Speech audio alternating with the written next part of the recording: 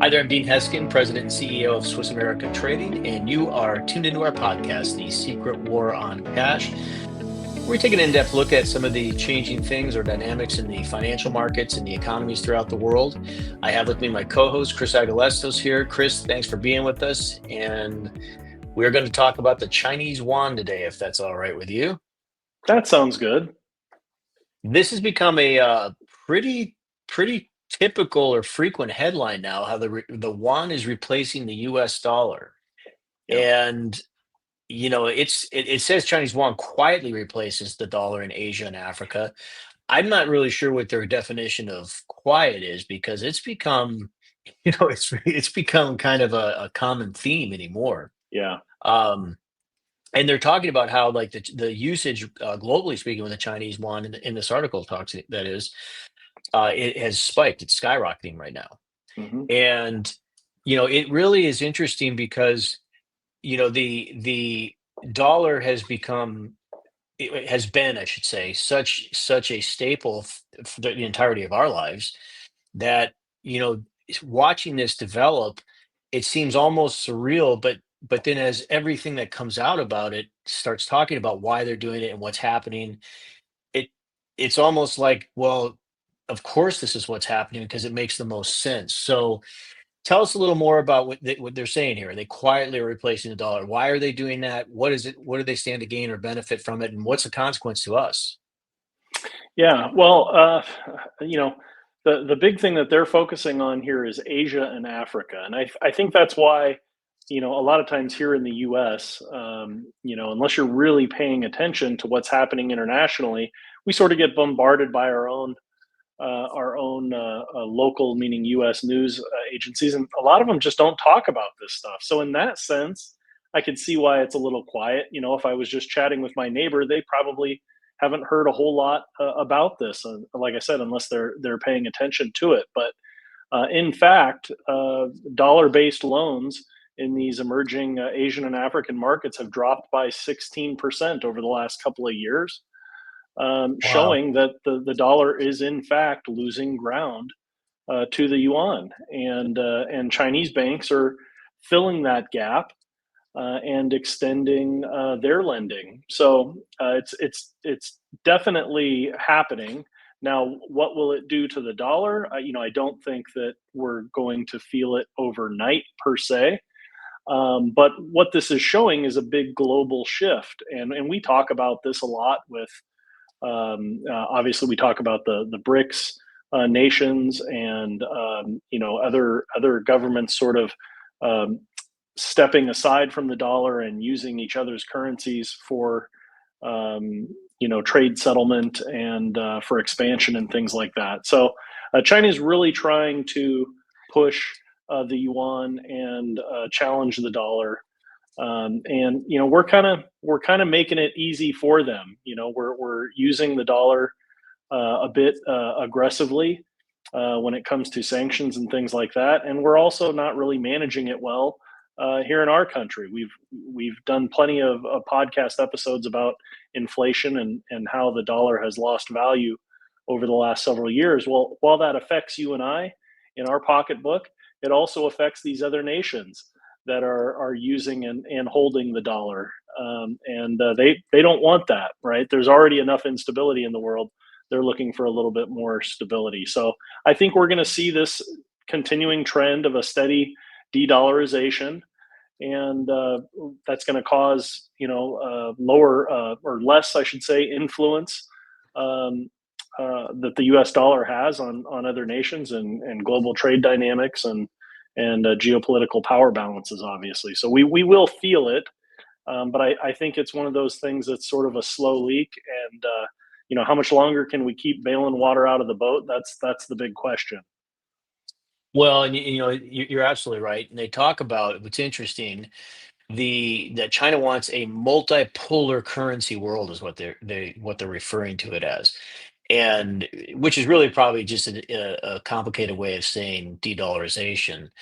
Yeah. But what is interesting is like there's no question, Russia in particular, but China's kind of right there too, where yes, they don't want dollar dependency, but honestly, they feel like the dollar has been a bully, and in some ways probably Mhm. has.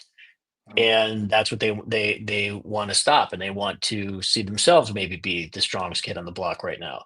But the point being, with this multipolar international monetary system that they're calling for, at the end of the day, and I do think they're right that what they're really looking to do, or ultimately looking to do, is enhance, they say here, enhance the resilience of the system and better safeguard global financial stability.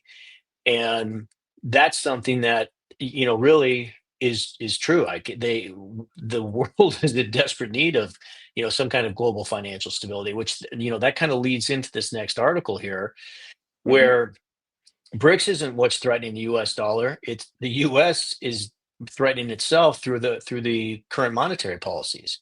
And that's no secret, because when, we've all seen what's been happening with President Trump and the Fed Chairman Jerome Powell, and all of the criticisms there, and some of the things that, are now starting to come out, where they want to do kind of a audit or review of the Fed and what their functions are and things of this nature. In fact, I was just watching here recently where they're talking about, if you were to take any other the any other industry, like the FAA or the FDA, and there were problems coming up, that it would warrant having some kind of a review, some kind of a check and Hmm. balance, to see what's actually happening there. And that's kind of the frightening thing. It's they cite in this article how it's really what's threatening the dollar is the U.S., the United States, and our fiscal, what they call it here, the fiscal recklessness, where, we're $36 trillion in debt, Yeah. and we're incurring each year over $1 trillion interest on that debt. That's Yep. that's not sustainable. And Right. so I think they're right here, Chris. I mean, what are your thoughts on this? Yeah, absolutely. I mean, if the dollar, if we were doing a good job in this country of controlling and maintaining the value of the dollar, and other nations in the world didn't have to worry about the stability of holding the U.S. dollar as a reserve for their national banks, and they didn't have to worry about us maybe imposing sanctions on them if they didn't want to follow some of the guidelines or rules that we decided to set into place. Obviously, we've talked a lot about that happening with Russia and Ukraine and all of the sanctions against Russia. If the dollar wasn't being weaponized by our country, there would be less motivation for these other nations to try and bypass the dollar. But in fact, Right. we're spending, I mean, the big, beautiful bill that we just pushed through, we're spending more and more money, which is devaluing our dollar. As you mentioned, our interest payments are now, over $1 trillion a year in interest payments. Obviously, you and I couldn't run our households that way and get away with it, but the dollar has been able to, because we have been the world's reserve currency. We've got some special advantages, but instead of maintaining things the way we should to extend those advantages, we've sort of taken it for granted, I think, and made some bad decisions. And now we're starting to pay for it. And this is only going Right. to speed up. I don't see how we can turn this around. Certainly not quickly. Hopefully long term, maybe we can stop some of the bleeding, but it sort of seems like this is just our policy now, using the dollar to try and manipulate or influence other nations and what they do, and continuing to print and spend money that we shouldn't, and not balancing our budget and trying to get things under control, but continuing to try and spend our way out of the hole is only going to create a bigger hole for us. So I think they're right in the sense that we have done this to ourselves. You can't blame other nations for wanting to distance themselves from the dollar when you look at the fiscal policies and the politics that are going on right now in our own country. They're going to want to protect themselves, and they're not going to dump the dollar instantly overnight because they hold a lot of dollars. But you can't blame them for wanting to shift their dependence on the dollar and minimize that as much as possible. Yeah. Well, and there's, they cite in here this Kenneth Muhammad who states, and it really is true, de-dollarization, it's not a threat to global stability, it's a rebalancing and one that demands fairness and equity. And that's really, I mean, again, as much as there are probably some misguided intentions with some of the participants of BRICS, at the end of the day, they are looking, to get some kind of fairness and equity there. And that's, in fact, he finishes off by talking about how, the nations what is it here? Actually, I'll read it here. Nations are exerting their own financial authority and challenging the law of the game that Washington has operated in its favor way too long. So, Mm-hmm. it makes sense why it's happening. It's something that, we certainly want there to be stability with the U.S. dollar and the U.S. economy. But again, you're right. The big beautiful bill, 36 trillion in debt, and a $1 trillion worth of interest. I mean, I want you to put that in some perspective, Chris. $36 trillion in debt. We as a nation are, what are we, almost at 250 years old? Is that right? Yeah, Yeah. 250 years old. So in 250 years, we now have arrived at this debt number of $36 trillion, and it's growing, but in interest alone. Forgetting about, assuming we didn't add another dollar of debt, which that's not happening anytime soon. Yeah. It took 250 years to get $36 trillion in debt, and now that's growing just with interest alone by 1 trillion a year. Yeah. I mean, that's unsustainable. 36 years from now, people, to do the math on that, we've doubled it. Yeah. And So much of it has been in the last 25 years in this country. So not to say we didn't have some debt issues prior, but I mean, right. we've really, instead of pulling off the gas and hitting the brakes, I mean, we put the pedal to the metal, as they say, and we're going full speed ahead. And Oh, they I threw the just brakes out don't. the window. That's right. That's just it. How do we stop at this point? That's the big question, and I don't see it happening anytime soon. Yeah, I agree. All right, well, Chris, how can people learn more about this and what they can do to maybe help diversify themselves or protect themselves against it?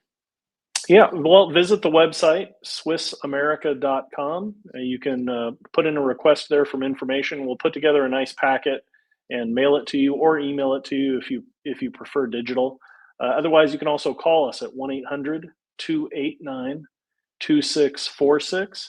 That number also receives texts 24 hours a day. We won't get back to you till till the next morning if you send a 2 a.m. text, but send us a message. We'll find a way to reach back out to you, get some of your info, educate you on what's going on, answer any questions you have, and really just help you figure out what you can do to protect yourself and your family in this crazy, crazy world. All right, well, thank you for that. For those of you who've tuned in today, thank you for that as well.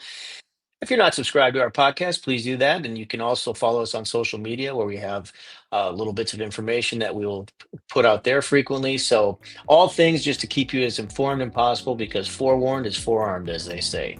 Thanks for tuning in again, and have a great rest of your day, great rest of your week, and we'll talk to you soon. Take care.